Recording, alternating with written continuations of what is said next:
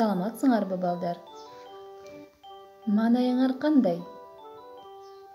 Карантин учурунда зериккен жоксуңарбы? Азыркы кырдаалга байланыштуу биз силер менен аралыктан окуп жатабыз. Окуучулар, мен силерге жана ата-энеңерге сабырдуулукту, чыдамкайлуулукту каалайм. Жана ошондой эле көңүлүңөр ар дайым ачык болсун.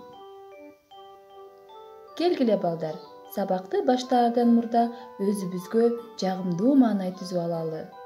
Анда экрандагы быйтыкчаларга карап туура баштайбыз.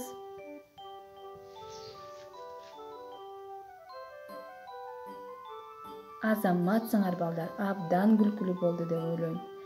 Келгиле анда бүгүнкү сүйүктүү адабий окуу сабагыбызды баштайлы. Анда эмесе сабактын темасы чыпалак бала.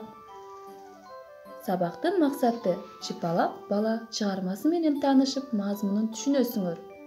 Элестетүү жөндөмдүүлүгүңөр, ой жүгүртүүңөр, чыгармачылыгыңар өнүгөт. Эмгекчилдикке, акылдуулукка тарбияланасыңар балдар. Эмесе балдар, сабакты баштайбыз. Көңүл буруп, конткой бугабыз.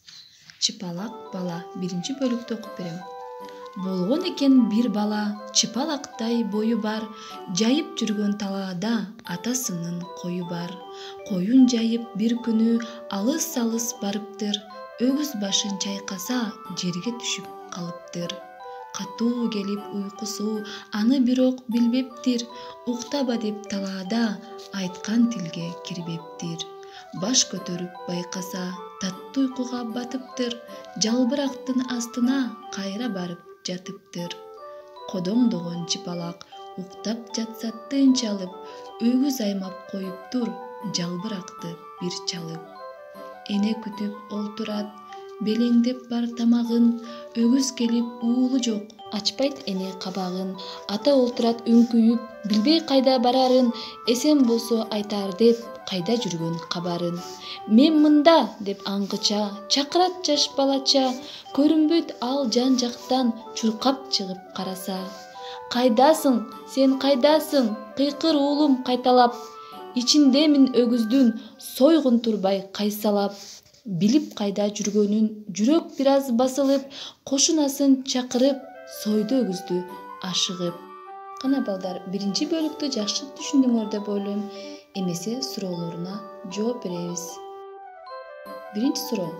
Чыпалак бала кандай болгонун элестеттиңерби? Экинчи. Ошол чыпалактай болгонунан адегенде кандай окуя кабылды? Кана балдар. Үчүнчүсүнө. Ал атасына кайда жүргөнүн кантип айтты? Балдар, биринчи бөлүктүн суроолоруна туура жооп берип жатасыңар деп ишенем. Азаматсыңар. Анда эмесе андан ары эмне болгонун угабыз. Алып барып карынын, таштады чий түбүнө, карап көрсө бала жок, калды баары түңүлө. Билгендери баланы жоголуптур деп кетти, ал карынды карышкыр түн жамынып жеп кетти. Төккөн кезде карынды чыгат эле чыпалак, босогодон атасын карай албай шыкаалап. Айылдагы койчулар жакшы көрүп калыптыр, кыйкырчу экен, коюңа баратат деп карышкыр. Карышкырды жолотпой, ырдайт жанын чыгарып, ыйлайт экен карышкыр, ташты жашка сугарып. Досум менин койчулар, мен кайдамын, тапкыла. Келип калды карышкыр, башын жара чапкыла. Арыгынан кынжыйып, илкий басып ыргалат, уулуп оңшуп тоо карап, көк жал кардын тырмалап. О, койчулар, досторум, айтып жатам чынымды, чурка кылам мен жака, көк жал жолго жыгылды. Жетип келет койчулар, достун үнүн угушуп, кармап алат көк жалды, башка көзгө урушуп. Кардын жарса бөрүнүн, ырдап чыгат чыпалак, салам айтып күлмүңдөп, жыргап чыгат чыпалак. Андан бери канча бир жылга айланып кетиптир, андан кийин чыпалак ырга айланып кетиптир. Түшүндүңөрбү балдар?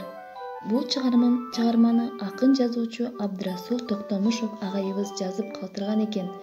Эми балдар, экинчи бөлүк боюнча мен силерге бышыктоочу суроолорду берем. Биринчи суроо балдар. Бөрү чыпалак баланы каяктан чутуп алды эле?